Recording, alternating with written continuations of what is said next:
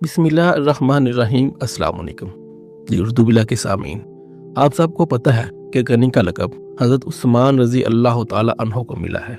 इसमें कोई शक नहीं कि उस वक्त तमाम के तमाम सहाबा गनी भी थे, लेकिन ये लक़ब बिलखुसूस हज़रत उस्मान रज़ी अल्लाह ताला अन्हो की किस्मत में आया।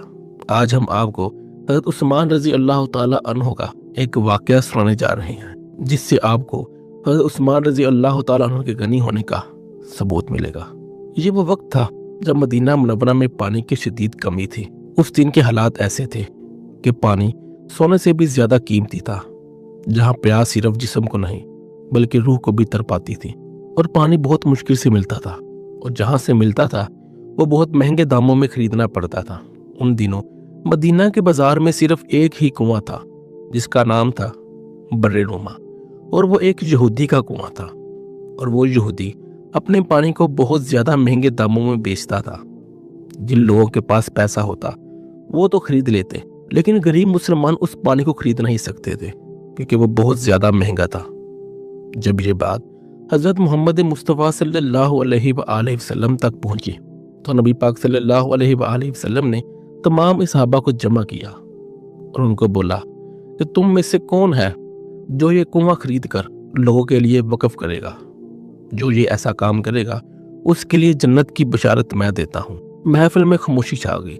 इसका मतलब ये नहीं था कि कोई कुआं खरीदना नहीं चाहता, बल्कि कुआं बहुत ज्यादा महंगा था। हर चेहरे पर ख्वाहिश, मगर कीमत बहुत ज्यादा थी। इसकी वजह से सब चुप रहे। फिर उस महफिल से एक इंसान उठता है, जिसका नाम था हजरत उस्मान। वो आहिस्ता से उठते हैं और कहते हैं कि मैं खरीदूंगा। ये कहकर वो वहां से चले जाते हैं और यहूदी से जाकर मुलाकात करते हैं। हज़रत उस्मान रज़ी अल्लाह ताला अन्हो यहूदी को बोलते हैं कि ये कुआं मुझे बेच दो, लेकिन वो यहूदी कुआं बेचने से इनकार कर देता है। वो कहता है कि मेरी कमाई का सिर्फ एक ही जरिया है। हज़रत उस्मान रज़ी अल्लाह ताला उन्हें बार बार कहते हैं, लेकिन वो नहीं मानता। लेकिन आखिर में वो हज़रत उस्मान रज़ी अल्लाह ताला अन्हो को आधा कुआं सेल करने पर राजी हो जाता है। और इनके दरमियान ये माहदा होता है कि एक दिन हज़रत उस्मान रज़ी अल्लाह ताला अन्हो कुएं का पानी सेल करेंगे और दूसरे दिन वो यहूदी सेल करेगा। ये मुआहदा तय पा जाता है। लोगों में ऐलान कर दिया जाता है कि एक दिन कुआं उस्मान का होगा और एक दिन यहूदी का। जब यहूदी का दिन आता है तो वो पानी फरोख्त करता है, और जब हज़रत उस्मान रज़ी अल्लाह ताला अन्हो का दिन आता है तो हज़रत उस्मान रज़ी अल्लाह ताला अन्हो ऐलान करवाते हैं कि आज के दिन सबको पानी फ्री दिया जाएगा। लोग खुशी से दौड़े चले आते हैं। गरीब लोग भी पानी पीते हैं। सब के सब वहां से फ्री पानी पीते हैं। और लोगों को ये भी पता होता है कि अगले दिन ये पानी बहुत महंगे दामों में इनको खरीदना पड़ेगा। लोग पानी पीने के साथ साथ कल के लिए पानी भी स्टोर कर लेते हैं। जब यहूदी का दिन आता है तो उससे कोई भी पानी खरीदने नहीं आता।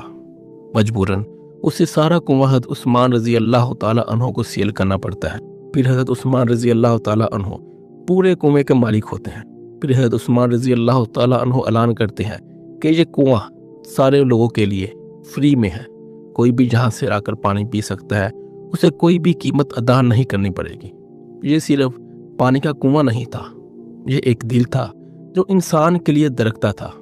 ये एक सौदा था जिसमें दुनिया की दौलत दी गई और जन्नत खरीद ली गई। हज़रत उस्मान गनी रज़ी अल्लाह ताला अन्हो वो अजीम इंसान थे जिनके लिए दुनिया का माल कुछ भी नहीं था। वो बस आखिरत की सोचते थे और आखिरत के माल के लिए जद्दोजहद करते रहते थे। दोस्तों, वीडियो अगर अच्छी लगी तो वीडियो को लाइक, चैनल को सब्सक्राइब जरूर करें। तो मिलते हैं अपनी अगली किसी वीडियो में। तब तक के लिए अल्लाह हाफिज़। जब हज़रत